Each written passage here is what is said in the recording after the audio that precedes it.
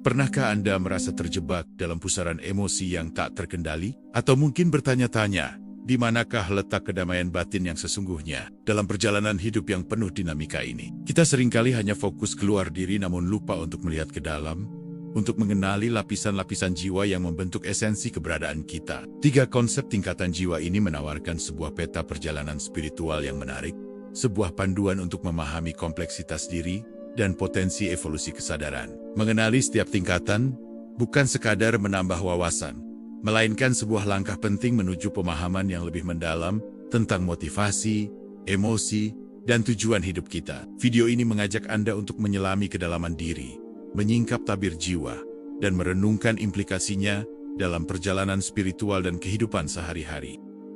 3 tingkatan pertama, yaitu nafsu amarah atau jiwa yang tidak terkendali. Dalam tingkatan ini, manusia hidup masih menggunakan naluri binatang. Mereka cenderung reaktif, impulsif, dan mudah dikuasai oleh emosi seperti marah, benci, dan keinginan untuk mendominasi, bahkan mengeksploitasi dan memanipulasi. Pada tingkatan ini, kesadaran diri masih sangat rendah, dan tindakan lebih didorong oleh pemenuhan kebutuhan fisik dan dorongan primitif, tanpa mempertimbangkan akibat jangka panjang atau nilai-nilai moral. Ego pada tingkatan ini masih sangat dominan, sehingga individu kesulitan untuk menjalin hubungan dengan sesama. Pada tingkatan nafsu amarah ini cenderung mencari kepuasan melalui hal-hal material dan duniawi secara berlebihan, atau dapat dikatakan tamak. Mereka terobsesi dengan kekuasaan, status, dan pemuasan indrawi tanpa adanya batasan yang jelas. Akibatnya, tindakan mereka seringkali merugikan diri sendiri dan orang lain, menciptakan konflik dan ketidakharmonisan dalam lingkungan sosial. Potensi untuk melakukan kekerasan atau tindakan destruktif juga lebih tinggi pada tingkatan kesadaran yang rendah ini, karena kurangnya kontrol diri dan empati. Dan selain tamak, iri hati juga berakar dalam diri pada tingkatan nafsu amarah ini. Iri hati terhadap pencapaian orang lain seringkali terjadi secara tidak sadar, sehingga menimbulkan ketidakpuasan yang mendalam terhadap pencapaian diri sendiri. Individu pada tingkatan ini cenderung fokus pada apa yang tidak mereka miliki, dibandingkan dengan mensyukuri apa yang telah mereka raih. Perasaan kekurangan ini kemudian dapat memicu berbagai perilaku negatif, seperti bergosip, merendahkan orang lain, atau bahkan sabotase secara halus. Dorongan kompetitif yang tidak sehat, dan keinginan untuk selalu lebih unggul dari orang lain, menjadi ciri khas dari tingkatan kesadaran ini. Pada tingkatan nafsu amarah seringkali membutakan individu terhadap potensi dan keunikan yang mereka miliki. Mereka terjebak dalam perbandingan yang merugikan diri sendiri, mengukur keberhasilan berdasarkan standar eksternal dan pencapaian orang lain, bukan berdasarkan nilai dan perkembangan pribadi. Akibatnya, kebahagiaan dan kedamaian batin sulit untuk dicapai karena selalu ada rasa kurang dan persaingan yang tidak berujung. Proses untuk naik ke tingkatan kesadaran yang lebih tinggi memerlukan pengenalan dan penerimaan terhadap rasa iri ini, diikuti dengan upaya sadar untuk mengembangkan rasa syukur dan fokus terhadap potensi diri. Ciri lain dari individu yang masih dalam tingkatan nafsu amarah, yaitu mudah marah. Dalam hal sepele sekalipun, biasanya mudah kesal dan marah, bahkan bisa meledak-ledak. Meskipun reaksi kemarahan yang berlebihan ini seringkali muncul karena adanya rasa frustasi yang terpendam, ekspektasi yang tidak terpenuhi, atau perasaan tidak berdaya dalam menghadapi situasi tertentu. Mereka cenderung menyalahkan orang lain atas ketidaknyamanan yang mereka rasakan dan kesulitan melihat peran diri sendiri dalam sebuah konflik. Kemarahan yang tidak terkendali dapat merusak hubungan interpersonal. Orang lain akan cenderung menjauhi atau bersikap defensif ketika berinteraksi dengan individu yang mudah marah.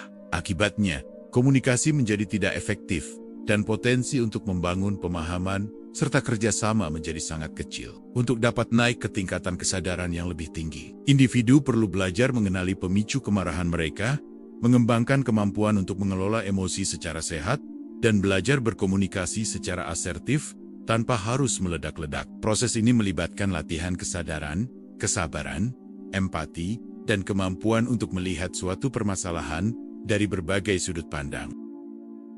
Tingkatan kedua yaitu nafsu lawamah, atau jiwa yang terkendali, yaitu jiwa yang sudah mulai mengendalikan nafsu amarah. Pada tingkatan ini, manusia mulai memiliki kesadaran diri yang lebih baik. Mereka mulai mampu mengenali dorongan-dorongan negatif seperti amarah, iri hati, ketamakan, serta berusaha untuk tidak sepenuhnya dikendalikan oleh nafsu amarah. Munculnya penyesalan setelah melakukan tindakan impulsif menjadi salah satu ciri khas tingkatan ini. Individu mulai mempertimbangkan akibat dari perbuatan mereka dan berusaha untuk memperbaiki kesalahan yang telah diperbuat. Proses pengendalian diri pada tingkatan nafsu lawamah ini belum sepenuhnya stabil. Terkadang, dorongan-dorongan negatif masih bisa muncul dan menguasai tindakan. Namun kesadaran untuk kembali ke jalan yang benar dan keinginan untuk berubah menjadi lebih baik sudah mulai tumbuh. Perjuangan internal antara mengikuti hawa nafsu dan menahan diri menjadi dinamika utama dalam tingkatan ini. Individu mulai belajar untuk menunda kepuasan sesaat demi tujuan yang lebih besar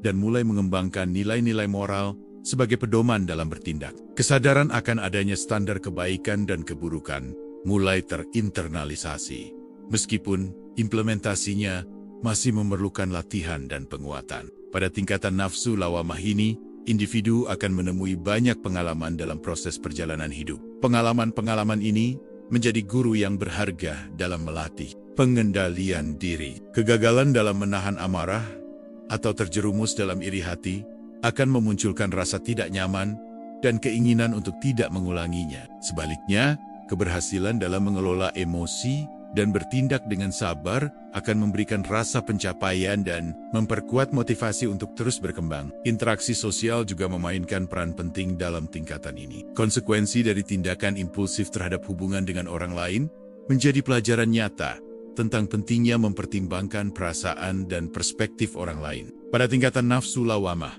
individu mulai mengembangkan kemampuan untuk merefleksikan diri secara lebih mendalam. Mereka mulai bertanya tentang tujuan hidup yang lebih besar dan nilai-nilai yang ingin mereka anut. Proses pencarian jati diri ini seringkali diwarnai dengan berbagai macam pertanyaan dan keraguan, namun juga membuka pintu menuju pemahaman yang lebih dalam tentang diri sendiri dan hubungannya dengan dunia di sekitarnya. Kesadaran akan adanya dimensi spiritual dalam kehidupan mulai tumbuh, meskipun belum menjadi fokus utama. Perjalanan di tingkatan ini adalah tentang belajar dari setiap interaksi, setiap kesalahan, dan setiap keberhasilan dalam upaya menaklukkan ego dan mengendalikan hawa nafsu.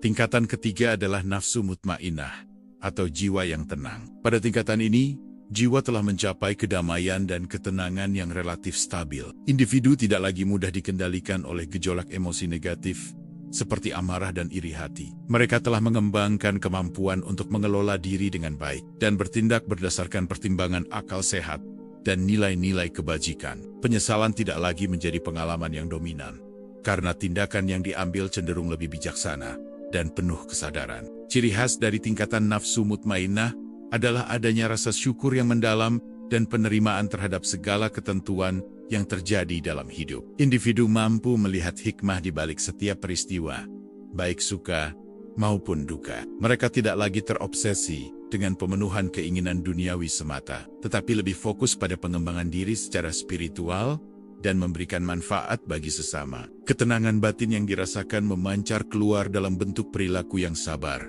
penuh kasih sayang, dan welas asih terhadap semua makhluk. Hubungan dengan sesama terjalin harmonis karena adanya pemahaman dan empati yang mendalam. Pada tingkatan ini, ego mulai menipis dan kesadaran akan adanya keterhubungan dengan Yang Maha Kuasa atau realitas yang lebih tinggi menjadi semakin kuat. Ketiga tingkatan jiwa spiritual manusia ini dapat menjadi panduan bagi kita untuk menjalani proses dalam perjalanan hidup. Dengan memahami ketiga konsep ini, diharapkan kita dapat meningkatkan kesadaran terhadap level jiwa kita sendiri. Jika kita masih dominan berada di nafsu amarah, di dalam jiwa yang tidak terkendali, maka bersegeralah untuk melakukan perbaikan diri sehingga berada di tingkatan yang lebih tinggi, yaitu nafsu lawamah. Ketika kita berada di posisi nafsu lawamah atau jiwa yang terkendali, maka kita sudah mulai banyak memperbaiki diri dan menjadikan diri lebih berkualitas. Perjalanan tingkatan ini begitu panjang, karena setiap saat pasti kita dihadapkan dengan berbagai problematik kehidupan. Makin sering ujian kehidupan terjadi,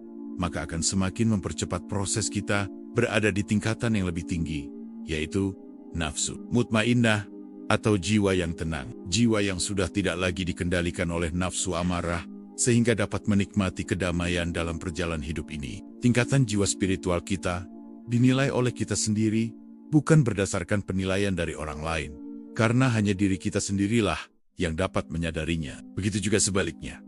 Kita tidak berhak menilai tingkatan jiwa seseorang, karena penilaian terhadap orang lain akan menjebak kita masuk kembali ke dalam nafsu amarah. Fokuslah untuk memperbaiki kualitas diri sendiri, sehingga energi positif akan menular kepada orang-orang di sekeliling kita. Tanpa bersusah payah menjelaskan, maka akan menjadi magnet kebaikan bagi orang-orang di sekeliling kita. Dan pada akhirnya, perjalanan menuju jiwa yang lebih tenang bukanlah tentang menjadi sempurna, tetapi tentang terus memilih untuk berkembang hari demi hari. Kita mungkin jatuh, terseret oleh amarah, iri, atau ego. Namun selama masih ada keinginan untuk kembali, untuk memperbaiki diri, maka kita sedang berjalan menuju jiwa yang lebih matang dan lebih damai. Ingatlah, kedamaian tidak datang dari luar, tetapi lahir dari jiwa yang mampu mengenali dirinya sendiri. Teruslah belajar, teruslah menyadari, dan teruslah bertumbuh. Semoga kita semua diberi kekuatan untuk melangkah menuju jiwa yang lebih tenang, jiwa yang lebih dekat dengan cahayanya.